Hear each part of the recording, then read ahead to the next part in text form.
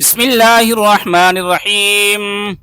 لا أقسم بيوم القيامة ولا أقسم بالنفس اللوامة أيحسب الإنسان أن لن نجمع عظامه بلى قادرين على أن نسوي بنانه بل يريد الإنسان ليفجر أمامه يسأل أيان يوم القيامة فإذا برق البصر وخسف القمر وجمع الشمس والقمر يقول الإنسان يومئذ أين المفر كلا لا وزر إلى ربك يومئذ المستقر ينبأ الإنسان يومئذ بما قدم وأخر بل الإنسان على نفسه بصيرة ولو ألقى معاذيره لا تحرك به لسانك لتعجل به إن علينا جمعه وقرآنه فإذا قرأناه فاتبع قرآنه ثم إن علينا بيانه كلا بل تحبون العاجلة وتذرون الآخرة وجوه يومئذ ناظرة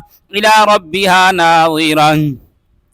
ووجوه يومئذ باسرة تظن أن يفعل بها فاقرة كلا إذا بلغت التراقي وقيل من راق وظن أنه الفراق والتفت الساق بالساق إلى ربك يومئذ المساق فلا صدق ولا صلى ولكن كذب وتولى ثم ذهب إلى أهله يتمطى أولى لك فأولى ثم أولى لك فأولى أيحسب الإنسان أن يترك سدى ألم يكن نطفة من مني يمنى ثم كان علقة